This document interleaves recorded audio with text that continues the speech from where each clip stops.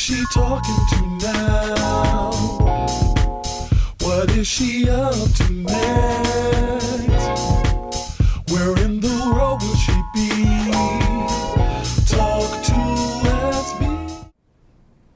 Trying to make some sense out of it. It's thug life. The hate you give little infants. F's everybody. I know what it stands for. What do you think it means? I think it's about us. Us who? Black people, poor people, everybody at the bottom. Right, you want it? Pac was trying to school us on how the system's designed against us. Why else you think so many people in our neighborhood deal? They need the money. Yeah. And ain't no real jobs around here. So they fall into the trap. At all.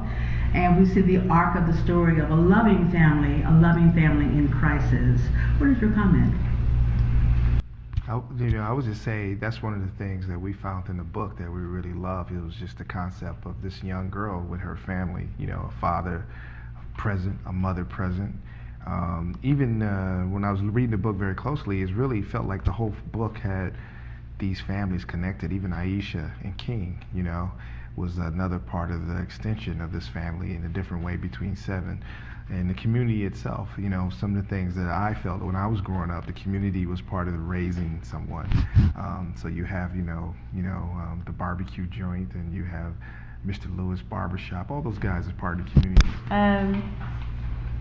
I think we just wanted to show up and tell the truth of experiences that we've had, of different multidimensional experiences, and honor the fact that we, as Black people, walk different paths in life. And we wanted to keep the integrity and the truth of that when we were able to do it. It's a rare opportunity, as you said, when you can be a part of telling a story that is multifaceted and multidimensional, and a character where there's a man who's present and standing up and loving his family, and that there is a loving family at the core. And so, again, it was just really about showing up and doing our part to help tell this story. In the tradition of this particular family, they are intact with a loving mother, father, and an extended family. It all sort of blends together. Would you define this as intact, contemporary, or some other definition of this family dynamic? Where there is no step anything, we're just family, Seven is not a stepchild. He's Lisa's son. He's not Star's half-brother. It's a brother. Mm-hmm. And so this is just about honoring the family as it is, and the family, the extended family, which is the community. As we always note, in our culture, it takes a village to raise a child.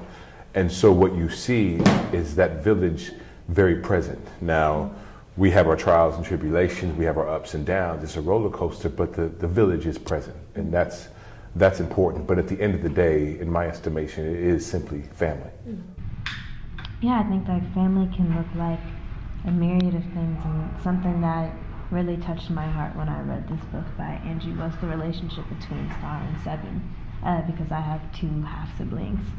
But like Russell said, we never considered ourselves halves. We were always just sisters. And I think everyone has this perception that their family is off or different or more complicated than someone else's, but the fact of the matter is that everyone's family is a big giant mess. But what makes family is that collective love, that understanding, the ability to be yourself and be accepted for who you are. I think the most important thing is the personal story identity. The shooting is like a catalyst, in terms of opening up conversation and dialogue. And that's what the power of Khalil, was able to do for Star, was to be able to take this and process it, and how do I change? And then in the process of changing, she changed those around her, even Uncle Carlos, and how he see things. There's a pivotal scene in the movie, and I love the way Amandla really in that performance after she does and speak up on television. And after the soul food restaurant where the cops takes down the father, she's in the back seat of the car. And we only did 3 takes of that because you really hit it, really. She says, "I'm sorry, Daddy, I'm sorry for speaking. I'm sorry, I should never went on TV. I should have stayed quiet." It's just simple words, really elegantly delivered. And that's really represent what you feel. Sometimes you feel you may do the right thing in life. And by doing the right thing, you can sometimes feel like you messed it up. And then what do you have? Get out of the car. And the father just, and the family just picks her right back up. And that's a moment that always sort of chokes me up. Because you feel this young girl and feel like she's feeling I can't do anything right. And that's the representation of what I want this movie to be, is that you can be these things. We're gonna make mistakes. We're gonna think we made the wrong choices. But you can't hide from truth or honesty. And that moment really defined it for me. You know, I think the beauty, what we see is that we recognize what the prison industrial complex has done to black men. But we also, through Maverick, we see what happens when you have an opportunity to reform yourself. So Maverick went away to prison for 3 years, and he came out a changed man for the better. So he came out a man whose heart going in was hardened. Coming out was softened, was tender, but he wasn't weak. And so I think he found a way to love differently. He found a way to honor differently. And so in that, I mean, that shows a 3-dimensional person. And that's what we want. And because these men do exist. You know, these men can be, you know, hard on the outside, but softer in the middle. And that's why I wanted to reflect that man that I know, the men that I've seen, the men who have cried, you know, about their wives or about their children and still had to, you know, and do that in the darkness and do that alone. You see, that's the difference. I think with this role and others, men are able to come out of the shadows and say that we grieve, we love too. You know, but at the same time, we're present and accountable for our families, our wives and our children. I have a black wife and I love her to life, you know, and I dote on my wife.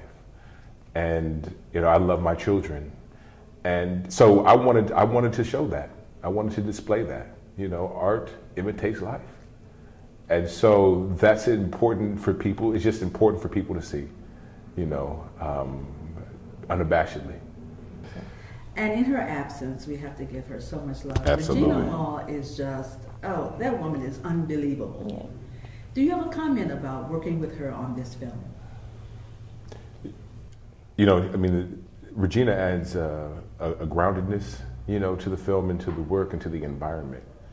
You know, she can, at 1 minute, she can be just outwardly just funny and then switch it up on a drop of a dime and go into character and just hit it. And then after it cut, all right, well, what we doing? You know, Right. She held it, you know, I feel like she held it together. Yeah, she held it down, you know, at the core. I mean, she was the matriarch. And having this dream cast for this amazing story, what's your comment? It's amazing because it's like everybody was it's like a family, you know. Because I was just saying this over there, you know, it was a tough shoot because we had a lot of scenes and a short schedule, and we had 2 weeks of prep. But everybody had their own prep as well. We had 2 weeks of rehearsal, but everybody came prepared. So it was just like every day, just being ready, being honest, being committed to the material, being friends, being supportive. You know, like I would always get texts from Russell. He always send me music, just right at the right time. It was like always like that week was a tough week, and I get this music to inspire me back up.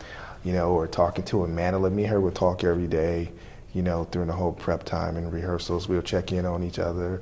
Seven and Algie, you know, like Lamar and Algie would hang out, and everybody loved KJ. It was just really a really close-knit family. And I just really think it just came to the material, you know, trying to do the best that we can, isolated in Atlanta, and together, everybody down there, and it was just a really great time. And for me as a director, it just makes it a much more better experience when everybody's into what we're trying to do. Thank you. Thank you. Thank you. Thank you. Thank you very much. Appreciate it.